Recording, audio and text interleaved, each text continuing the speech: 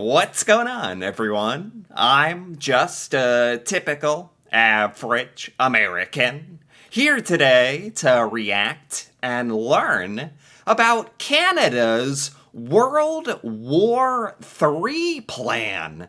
Canada! Is there something that you need to tell us about? Or I guess in this day and age, you never really know what the future holds, but I sure hope that there's no World War III coming anytime soon. But today, I want to check out this video called Canada's World War III Plan and just see, hypothetically, what Canada would do in such a circumstance. So, with that being said, let's take a look. Canada is not prepared for World War III. Oh. It's not even prepared to defend itself or its allies in a much smaller conflict. Oh my god. Okay. Not exactly what I was expecting to hear. Canada is not ready for World War III. I thought this was like, when I read Canada's World War III plan, I was like, oh my gosh, what is Canada planning up there? What's going on? Apparently, this would not be a good thing for Canada, and of course, the rest of the world, World War III. Canada is not prepared for World War III. It's not even prepared to defend itself or its allies in a much smaller conflict. Really? Canada's military is in a state of disaster. According to an old Canadian proverb What? that we just made up, the mouse that lives on the moose's antlers need not fear predators. This Canada's military is in a state of disaster? When was this? This video was made like a year ago. So, this isn't the most up to date, but it's not, the most out of date video. Is this still true? Is Canada's military currently in a state of disarray? Or disaster is a strong word to use. perfectly sums up Canada's historical position in the post-Cold War environment. Canada is widely known as America's friendly northern neighbor, and Yeah. if European powers are admitting to have criminally underfunded their defense capabilities and over-relied on the U.S. in the post-Cold War peace dividend, Canada has at least never pretended to do anything but. It's difficult Oh. Oh, I see what we're getting at here. Canada might not have the biggest military or the strongest military in the world, but since Canada and the United States, since we're buddies, Canada gets to reap some of the benefits of the American military. I guess that makes sense. From my American point of view, it's like, yeah, cool, that's great. I love that we're such good allies with Canada. And certainly we would use our military to help defend Canada in this World War III Armageddon. And sure, I don't know what Canadians feel about all that. I'm sure as a Canadian, you want to feel safe and secure in your own country, using the resources of your own country, and feel like the Canadian military is adequate to defend your country should that need arise, and that you don't have to depend on the United States. I understand that viewpoint as well, though. to take defense spending seriously when you're 2 oceans away from a potential conflict and you happen to be sitting right on top of the greatest military superpower on the planet. Ha ha! That's us! Finally! Something good about the United States. We spent our biggest budget expenditure right now, besides paying off our national debt, is military. Famously, America has the biggest military in the world. It's something that a lot of Americans are very, very proud of. I think, we could probably spend a little less on our military and a little bit more on other, public service projects. But, if your country is gonna overdo something, I guess I'm glad that America overdoes military and defense. Because I have to admit, it does give you a really strong sense of security. And I would like to think some of that security extends over into Canada, since we are allies.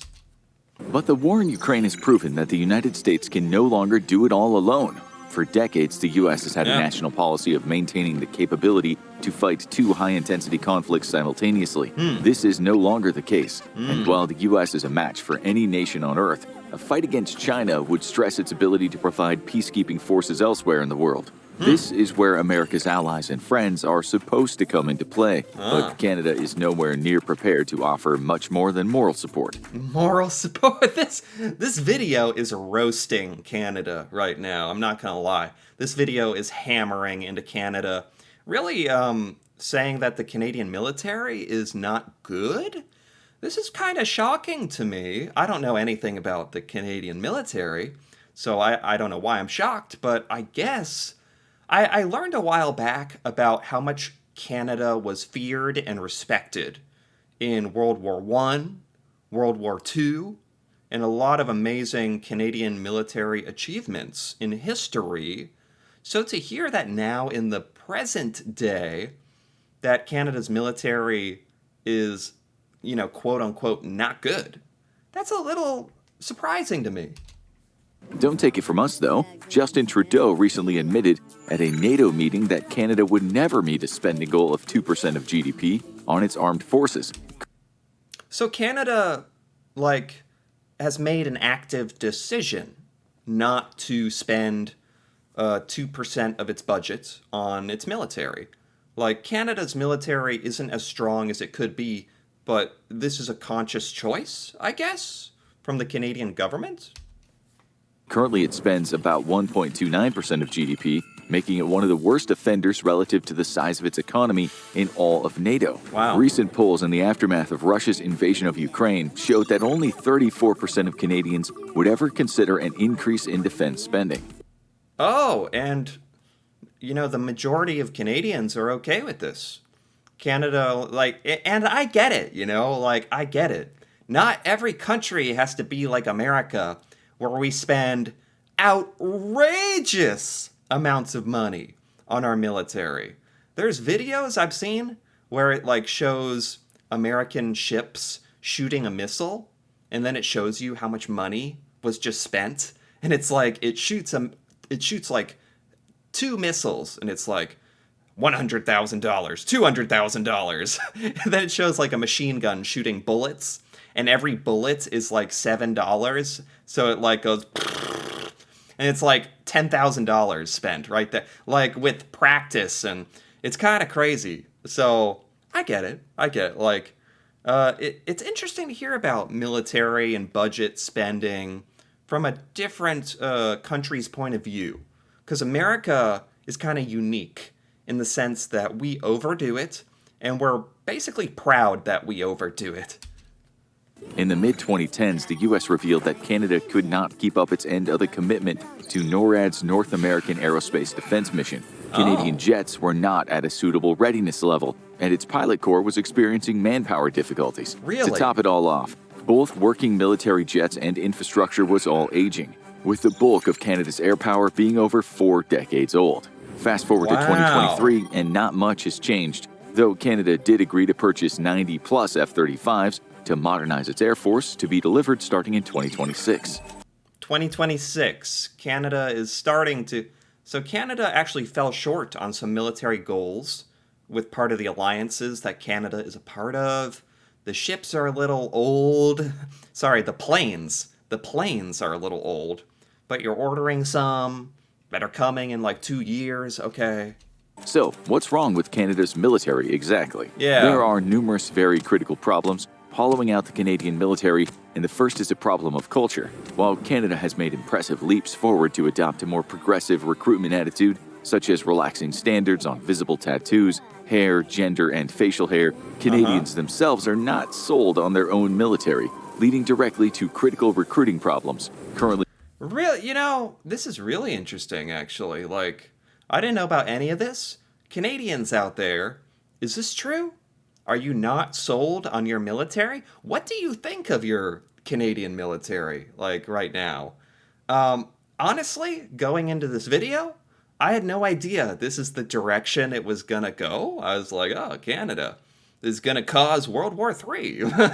How are we going to stop Canada? And it's like, no, this whole video is like, Canada isn't really in a position right now to endure a World War III. So I'm curious what Canadians think about that. The Canadian Armed Forces are understaffed by approximately 16%, or 16,000 positions out of 101,500 active duty billets needing filled. Wow. This isn't just Canada's problem. Many militaries around the world are suffering from military recruitment shortages, Sure. including the U.S. But I was just about to say, even in the United States, in the last few years, Americans aren't happy with some of the United States policies. Our military recruitment has gone down as well, and we're having shortages as well. Same sort of problem. Canada's problem is acute, not just because of the size of its deficit, but where it's hitting its military the worst. The Canadian Armed Forces are experiencing a shortage of personnel right where it needs it the most. Not in the grunts or the low-ranking positions, or even its senior officer corps, but what would be called the middle management in the civilian world. This is junior officers and veteran non-commissioned officers, the very backbone of a modern military. Interesting. The middle management of the Canadian military has a shortage. Not the grunts or like the new recruits. And there's plenty of people in command at the high end, of course. But the middle, it's like soldiers that have been in the military for some amount of time and been promoted to like a middle sort of rank, and manage smaller teams and regiments of soldiers, I'm guessing. That kind of management is a shortage in Canada? Okay. The trouble with Canada's recruitment efforts are twofold. First, the nation is still dealing with a sexual assault crisis within its military, with a staggering 1 in 13 women in the Canadian Armed Forces having reported sexual assault while... What? What? Oh my god, this is not something I thought I was going to learn about Canada today. What's going on? What's the problem here? How's this happening? There's a sexual assault epidemic in the Canadian military? Did they say 1 out of 13 female soldiers was a subject of sexual assault? That's outrageous. Is that true? While serving in uniform. For Canada, the problem extends to its Canadian cadet organizations, with 1 in 10 of all reported sexual assaults coming from young cadets. The Canadian government has aggressively worked to address the problem, but that doesn't help its culture image. Many potential new recruits have a very negative view of the Canadian military. Right? And I guess rightfully so, my god, especially if you're a woman. Is this an image problem? Like, are Canadians aware of all this? Like, because believe me, as Americans, I've never heard about this. Oh my god. I didn't know this was such a problem in the Canadian military. And women specifically feel disincentivized to join what has come to be seen as a potentially dangerous and abusive institution. Sure. Culture overall, though, is another problem for the Canadian military, because Canadians simply don't think much about their military. Just across their southern border, Americans worship their military at a deeply uncomfortable, near fetishistic level. However... Oh my god. Okay, fine, true, okay. You can call it that. We have an unnatural, weird obsession with our military. Yes, I would say that's true. Certainly growing up in America, and still to this day, like I remember all the times growing up where we would celebrate our soldiers, maybe have someone from the military come in and do a public speaking announcement.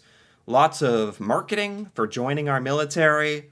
And at every major event in America, there's usually something like honoring our military members or our veterans, or constantly being reinforced and reminded in American culture about how much we love our military and the people who serve us. And yeah, that's certainly part of the American experience. I don't know what it's like in Canada. Maybe you just don't. I'm sure you love and respect your military members. Don't get me wrong, of course. And you support them. But maybe it's just not that talked about as much in Canada, or the career path of joining the military. Maybe it's not as encouraged as much. I don't know. I'm kind of speculating here why this would be, why there's a recruitment issue in Canada. So, what's Canada to do in case of a third world war or any major conflict? Yeah. The first thing Canada must immediately do is recognize that it's no longer immune to external threats. Many defense experts warned that the COVID supply chain shutdowns very accurately mirrored what nations should expect in case of a war in the Pacific. Really? However, China's ambition to take Taiwan would also leave it in control of the vast majority of the world's semiconductor manufacturing, including 90% of the most advanced 3mm models, which modern militaries and economies rely on. Oh my God. All right, this escalated very quickly. So we're literally like running through the simulations. If like other countries wanted to attack the US or Canada, what would we do? That makes Taiwan a global and very Canadian problem. Russia's expansion into the Arctic, though, also poses a threat that's closer to Canadian shores than ever before. Right. Global warming will soon be opening new trade routes through the Arctic, as well as freeing up millions of square miles of ocean for commercial fishing and energy exploitation. Russia long ago read the writing on the wall, and in a surprisingly forward-looking move for such an incompetent nation, began to build up a military presence in the Arctic. The U.S. Wow. So countries like Russia, which, geographically have access to Canada, would be something that Canadians would have to worry about. And Russia has actually taken steps to, I didn't know about all this, all this space opening up between Russia and Canada if global warming continues to melt the ice, and this is certainly not stuff I ever think about. Followed suit, expanding facilities in Alaska, but Canada is the real key to the Arctic, and conflict over the vast new resources in the melting Arctic will put Canada on the front lines of a major war. Making matters even worse, China has declared itself an Arctic power, despite having no Arctic coast whatsoever. This means China is not content to simply sit the new Arctic gold rush out, bringing another player into the potentially explosive mix. I don't know. I feel like at the end of the day, World War III may or may not happen. I certainly don't know.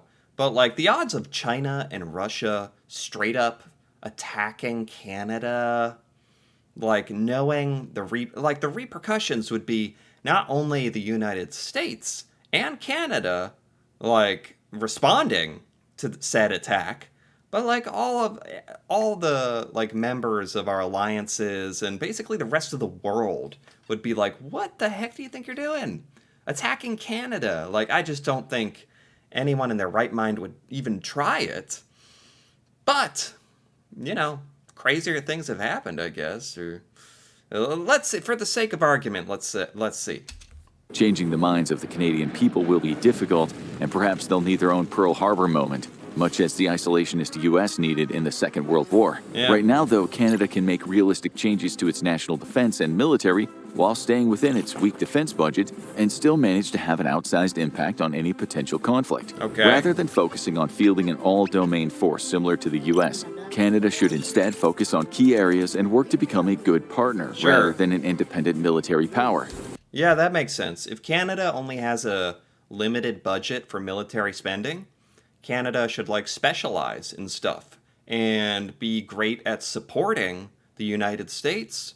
If we're focusing on having the biggest, baddest military in the world, Canada can help with that.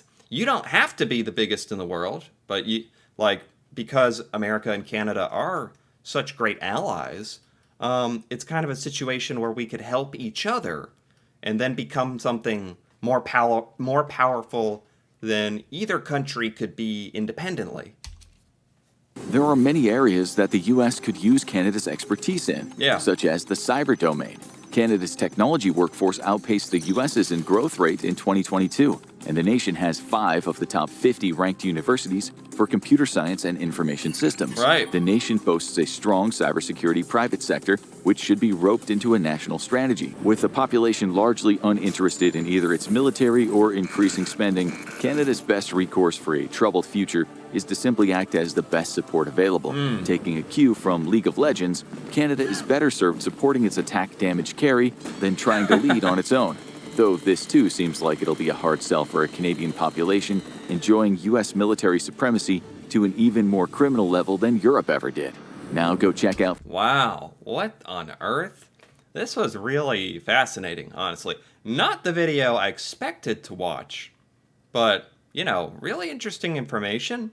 I had no idea Canada, was in a situation right now where it's not, I don't know. I was gonna say not happy with your military, but maybe your military is right where you want it to be. Because again, you have to consider, Canada is not, I don't think Canada is going to be attacked by anybody. Canada is right next to the United States. It doesn't seem like a likely scenario. So why on earth would you even spend the budget and the resources to make a ridiculous, over-budgeted military? Why would Canada even do that? It doesn't even make sense to spend all that money, especially if you can kind of take advantage of the United States, which I think we're happy to do. It almost makes sense in a way when you think about it like that Canada has a smaller, less funded military. I don't know, but I'm interested what Canadians think about that. In America, we almost feel inadequate. In America, we feel inadequate if our military isn't the biggest and we're not spending the most. In Canada, I don't feel like you have that same feeling of inadequacy, like that you need the biggest military to feel powerful. It's a different mindset, I think. So that's something I'm trying to come to terms with. I have an American mindset of well, of course you need the biggest military in the world, or else you're gonna get invaded. It's no, probably not, actually. But if World War III occurs, who the heck knows? I sure don't. But this was kind of fun to think about and to learn about, the military and World War III from Canada's point of view. Really interesting, actually. I quite enjoyed this. Anyway, if you enjoyed this as well, feel free to give this video a like or leave a comment with your thoughts on Canada's military. If you're happy with it, if you agree or disagree with any of this video, especially if you're Canadian, that'd be interesting to hear about. And if you're interested in more videos like this, me reacting to Canada and Canadian culture, feel free to subscribe for more. And until then, thanks for watching, and see you next time.